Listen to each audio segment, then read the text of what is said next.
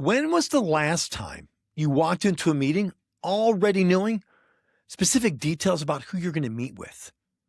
Things about the company. What matters to them? What problems do they need solved? What one thing would immediately resonate with them? What are the questions you're going to ask? What's your lead talking point? If your answer is, I don't know, maybe sometimes I know, we've got work to do. Most professionals spend more time choosing what to wear than researching who they're meeting. That's not preparation. That's winging it. Today, we're talking about how to pre-read the room before you ever step into it. Because the first 5 minutes don't start when you shake hands. They start when you open your laptop to do research before the first 5 minutes clock even starts. But how? We'll find out the secret sauce on how to creatively research someone before a business conversation that's guaranteed to work and spark an early connection. You in? Welcome to the Elite Business Connector podcast. I'm your host, Bryan Buckley, husband of one, father of five, and on a mission to help you develop, deepen, and master your business communication skills. And my promise to you is if you listen and subscribe, I'm going to bring my best content and energy to help you get better every week, communicating and connecting in a business environment. So here's this episode's big idea. Elite business connectors don't wing the first 5 minutes. They prepare for them. They take the 5 before the 5 to find the 5. Let me tell you about Jamie. She's newer to sales. She likes people. She's relational. Those first 5 minutes always make her a little nervous. Let's call them pregame jitters. She feels like these nerves, and specifically kind of that ambiguity in the first crucial minutes, are potentially sabotaging great conversations from actually connecting. And what Jamie wants, and honestly needs, is a calming factor when walking into this business conversation. Gives her confidence and a sense of anticipation. She wants to connect without feeling like she's fumbling. And that's exactly what this preparation time is designed to do for her. Maybe you've been Jamie in the past. And the problem isn't her and her lack of personality. It's that she lacks a pregame routine. What if she walks into her business conversations feeling more prepared and created more predictability? She can, and here's how. It's called the pregame principle. Every sport has warm-ups, those moments you prepare to perform at a high level. You stretch, you loosen up, you get into the right headspace before the real game begins. In business, especially sales, is no different. Before you meet a customer, you need your own warm-up routine. That's where the pregame comes in. Think about this. Pro athletes don't roll into a game cold just because they're professionals. They don't say, well, I'm just going to wing it today. I'm good. Not a chance. They go through rituals. Steph Curry takes hundreds of shots before the tip-off. Coco Gauff runs her same warm-up sequence before every match. She's rehearsing every serve, her forehand, her backhand. And musicians like, say, Ed Sheeran treat soundcheck like game time. Dialing in those vocals, the instruments, the energy before the crowd ever enters that arena. And preparation isn't luck. It's the launch pad for true performance. Why? Well, because it calms nerves. It sets focus and builds confidence. Your version of that is to pre-read the room. It's your mental and conversational warm-up that makes those first 5 minutes flow naturally rather than forcing it. Research in sports psychology shows that pre-performance routines reduce anxiety and increase performance consistency. A 2012 study in the Journal of Applied Sports Psychology found that structured pre-performance rituals significantly reduced cognitive anxiety and improved execution. Translation? Your brain loves predictability. When you prepare, your nervous system relaxes. Business is a sort of performance. So the question is, where's your warm-up and do you do that? Well, the first habit of elite business connectors, well, they do the little things. They make a big difference. They don't wing it, they prepare. And that first habit, if you will, is to read the room. And reading the room means scanning and getting a pulse of the people and the environment in real time. It's what happens in the first minute of the first 5 minutes. But here's the key. You don't have to wait until you walk in cold. There's one vital step. Take the 5 before the 5 to find the 5. Take the 5. Now, there are 3 benefits of pre-reading the room. If you need to be sold on it, here's your reasons why. You pre-read the room to make your real-time reading even more effective. And this is worth the time to take these 5 minutes to do targeted research. There's a key word, targeted. Your first step is seeing the value in taking these 5 minutes to pre-read the room. And here's your first benefit. You're gaining key intel. What if you can get a head start? Maybe it's a piece of information that helps you connect faster and guide the conversation more naturally. That's what key intel gives you. But I can hear the pushback. Bryan, I do some research about the customer before we meet. I'm a professional. I know what I'm doing. It's all good. How's this any different? Yeah, fair question. The difference is, what kind of research are you doing? What is your end goal? And do you have one? The point here is gaining key and useful intel, not just random details and trying to impress the other person. Our primary goal in gaining key intel is any information that is going to help me connect quickly and naturally with the other person. And all my research must lead me to that end goal. One word, connection. Everything else is noise and not important, at least in the first 5 minutes. Here's some research to back it up. Research number 1. It's called the liking gap by the Harvard Business School. Harvard researchers found that in conversations, people consistently underestimate how much the other person actually likes them, and it's called the liking gap. When you reference something specific about someone, let's say maybe their career, a move that they've made, an award, some accomplishment, you close that gap faster because you signal attention and interest. And how does this happen? Gaining key intel with the goal to connect with that other person. Remember, it's look at you, not look at me. Research number 2 is called the similarity bias by Princeton and Columbia Studies. People actually trust those who prepare and are very similar to themselves. Even small similarities, so say same school, hometown, shared interests, increase likability and perceived credibility. Pre-reading the room helps you uncover shared schools, shared interests, shared professional communities, and shared passions. Lead connectors manufacture similarities by discovering it when? Beforehand. It gives them spark moments when you're able to create what I call a Me Too moment. When you create a Me Too moment, the liking gap closes and connection happens quickly. You can pre-plan these moments by finding key intel. Here's the second benefit. Calms your nerves. If meeting new people makes you nervous, intel is now your safety net. You walk in with conversation starters specifically tailored to that person. You're not scrambling for words or guessing. That confidence changes everything. I also find for introverts, having this key intel and a few pre-planned questions and topics decreases their nerves, which allow them to feel calmer and more natural. And oh, by the way, introverts are some of the best in the first 5 minutes because how they ask, they listen, and they learn. Here's a research piece for this one. Uncertainty increases cortisol.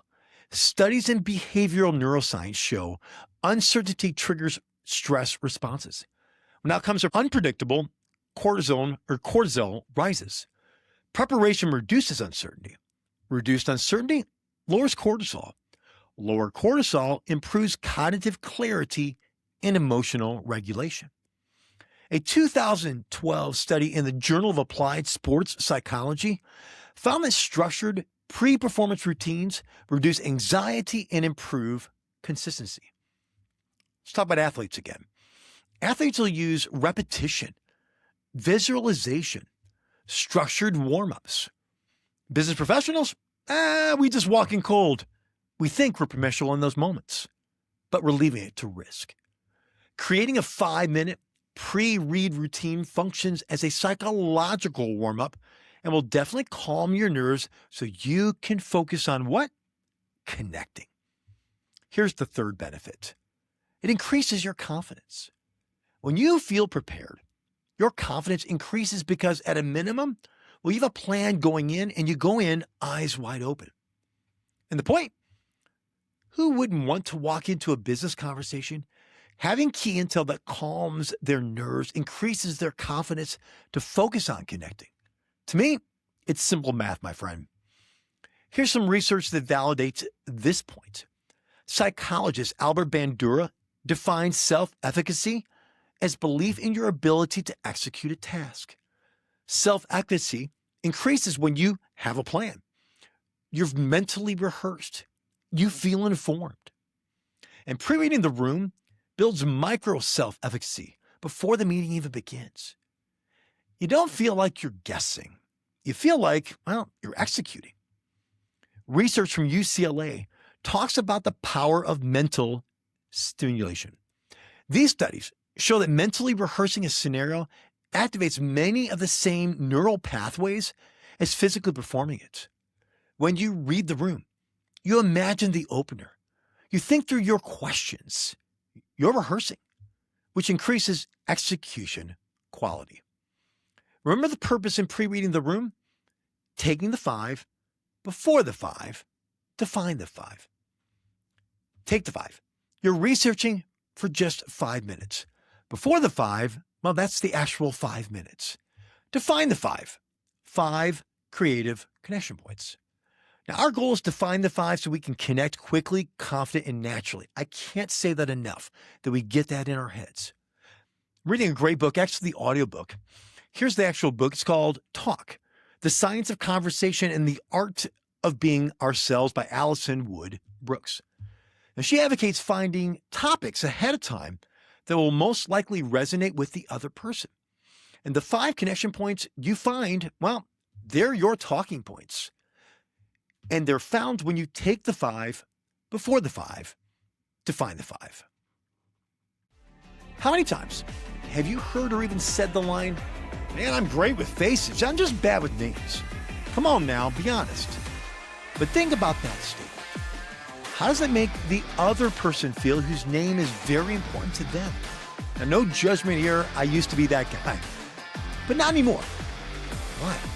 Because I've made nailing the name one of my highest priorities in the first 5 minutes of every business conversation. Let me let you in on a little secret. Remembering names is not a memory issue. It's a focus issue. Did you catch that? Remembering names is not a memory issue, which is what I thought it was for the longest time. It's actually a focus issue, and we can and should get better at it. How? Well, I created a resource for you called the System Elite Connectors Use to Remember Names. It's how to nail the name to make a strong first impression. And you can get this resource absolutely for free. Just go to the show notes to download your copy today. Be the person who cares about the other person's name enough to learn the system on how to remember their name. Download your free resource so you can begin nailing the name every time. We've chosen to take the 5, meaning we see the value in taking the 5 minutes needed for targeted research. Now we transition to find the 5. And we'll do that in 2 locations to find that intel. We're taking the 5, meaning 5 minutes to find the 5. But 5 of what? Connection points. So what's a connection point? It's the spark that quickly catches the other person's attention. A connection point is also the spark that shifts a conversation from transactional to relational. And it's also a moment that makes someone feel seen, heard, and valued. And here are 2 of the best sources to pre-read the room and find those 5 connection points. First location, now it's the company website. You want to look for the following. How long have they been in business? Are they public or private? One office or multiple locations? How do they describe themselves in their own words? Do they have a tagline? can you find your contact listed? Now, this is good background information, so you don't ask questions you should know the answer. Sales expert and author Jeb Blunt, who I'm a big fan of his work, hammers on this point. He says, never ask a question that you could find the answer for ahead of time. It shows your lack of preparation, attention to detail, and distrust. But does the opposite when you're able to share that key intel you found in your preparation and pregame research. The second location is LinkedIn. Now, I like to call LinkedIn the professional Facebook, if you will, minus the vacation photos and hopefully those political rants, right? This is the primary professional location to find key intel for your targeted research. Now, I've been asked my opinion on looking at other social media outlets to gain intel on another person. Well, my response is find what's appropriate for that first meeting. There's a balance between being prepared and being creepy. Don't be that guy. You don't want them to feel like they've been stalked. My suggestion is stick with LinkedIn to start, and if you really connect with that other person, then consider opening up to X and Instagram in future meetings. I would shy away from Facebook and TikTok until you have an established friendship past work. So let's go back to LinkedIn. There is so much gold to find if you know what to look for, and here are two primary pages. First is the company page. What's posted there that's different from their website? What topics do they post and care about? Note, you may or may not use this in the first 5 minutes of the conversation, but may be able to leverage it later in the meeting. Better to have it not needed or to use it later. And the key is knowing, well, when to use it. Your primary location on LinkedIn is the person's individual profile. So much information there. Could be their title, time in their role, their career history, education, certifications, recent posts, articles that they've written on or commented on, some of their shared interests or their volunteering. The key is targeted, not random research. You're not just looking for any and the average research. You're looking for unique details that will catch the other person's interest to focus in on them, not you. Whoa, money line there. You're looking for unique details that will catch the other person's interest to focus in on them, not you, aka a connection point, finding that spark. I encourage you to write down as many details you can between the company website and LinkedIn. Make a large list, then trim it down until you find the five. The 5 details that you feel are good potential connection points that you also feel will resonate with the other person to leverage your next business conversation. Other intel, it's not discarded. Maybe it's just tucked away to use at another time, possibly even later in the meeting. You want to find the 5 that will move the connection needle. The key is creativity in the first 5 connection points. Make them each different, that provide a different angle to connect with the other person. The 5 could be, well, first one could be their current or past roles. Have they been with the same company a long time or bounced around? If they've been there seemingly forever, well, I usually respond with, wow, that's impressive, your tenure that you've been at. But also sounds like life without parole. And this always puts a smile on their face and creates an immediate reaction. If they're new to the role, well, it opens up a ton of follow-up questions. Do you feel like you have your bearings in your new role yet? Or what led you to this position? Unpack that. Or what's your biggest challenge in this new role? Second is their educational background. What school did they attend? What degree did they earn? You may know about that school or someone that went there. How about how their sports teams are doing right then? Can you relate to that degree? You could mention if it's obvious that they're not using the degree and it's nowhere close to what they're doing now, and you comment on that one. Third is, well, their professional certifications, awards, skills, aka their accomplishments. This is big, and they want someone to notice it because they posted it on LinkedIn. Give them mad kudos and ask them to tell you more about it. I guarantee they will talk to you about that, and that's a spark within that connection point. Fourth is, well, what are they displaying in the activity section? And how can you find something unique to comment on? Fifth could be something personal they posted, an anniversary, It could be for work or marriage, an event that they attended, closing a big deal. Maybe it's a book they're reading, a thought leadership post. Your targeted 5 minutes of research should be a blend of both professional and personal. And the point here on Find the 5 connection points is that it sets you up to go a number of directions in those first 5 minutes. You want options. Prepare, then improvise. Learning how to pre-read the room before the clock even starts gives you an unfair advantage. Well, why? Hardly anybody else is doing it. And if they do, it's random, not targeted research. It's not definitely finding the 5 connection points designed to spark the other person's interest. If you're looking for a competitive edge, an advantage, this is it.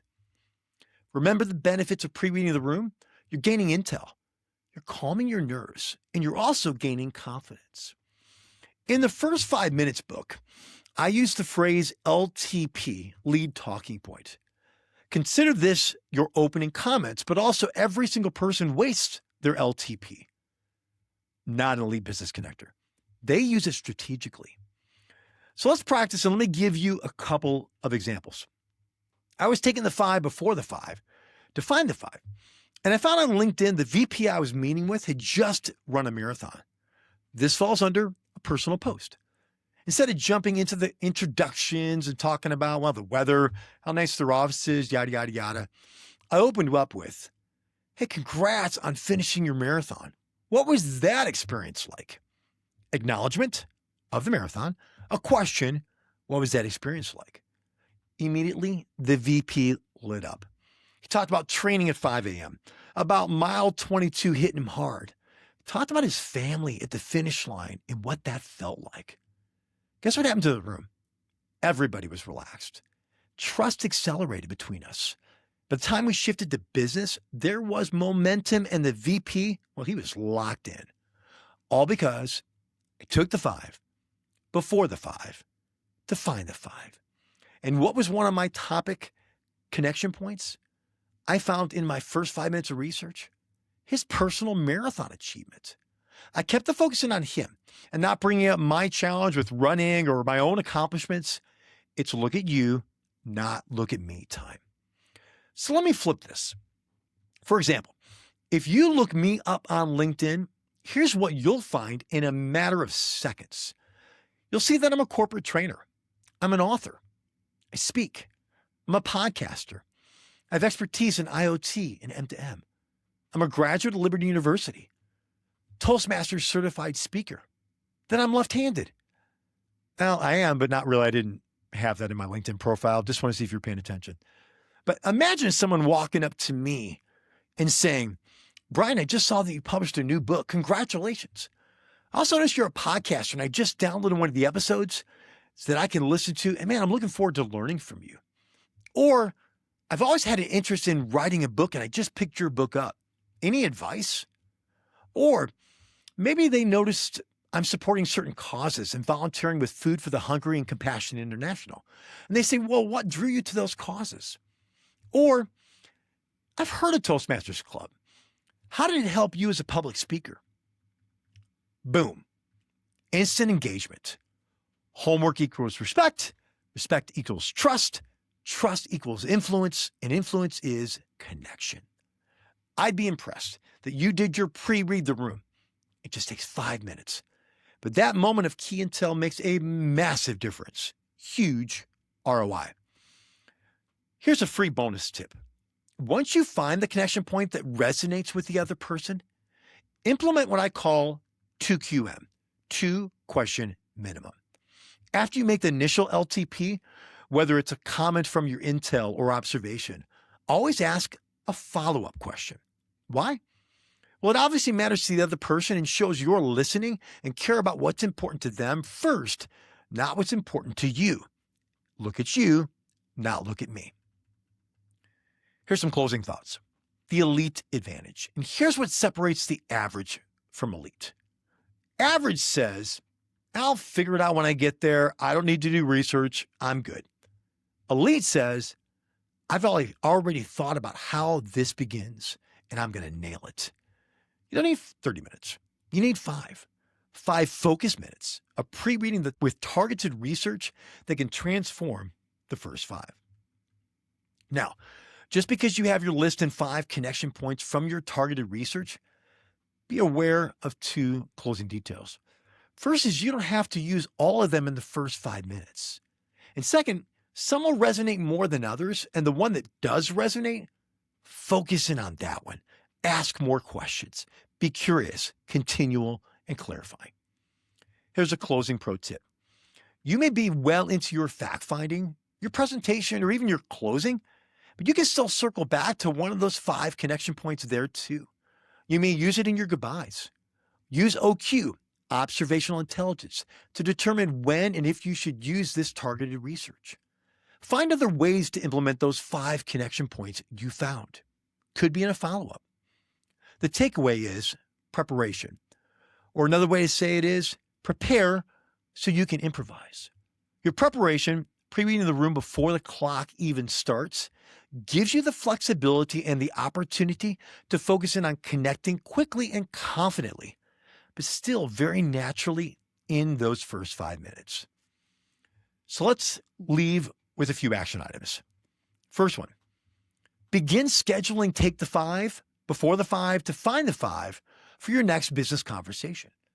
Put it in your calendar and make it an absolute and no-brainer appointment on your schedule. What gets scheduled gets done. Second, do targeted research to find a balance of professional and personal possible connections that when you try to find. And third, narrow your list down to your top 5 connection points, a blend of professional and personal. As we do at the end of the episodes, we do a sneak peek of the following episode. In that episode, we're going to be focusing on how do you begin asking questions in the first 5 minutes of a business conversation? What are obstacles that keep us from asking questions? And what are some proven starter questions to ask in the first minute to get people's attention and get you comfortable during the first critical minute to connect as well? We're going to question everything in the next episode. And this episode, 16, is officially in the books, in and out, and thankfully nobody got hurt. Remember to subscribe to and share the podcast if you're the extra mile guy or girl, and consider rating the show. And don't forget that all this episode's information are links in the show notes that you can follow up on. And I encourage you to pick up the free resource the System Elite connectors use to remember names.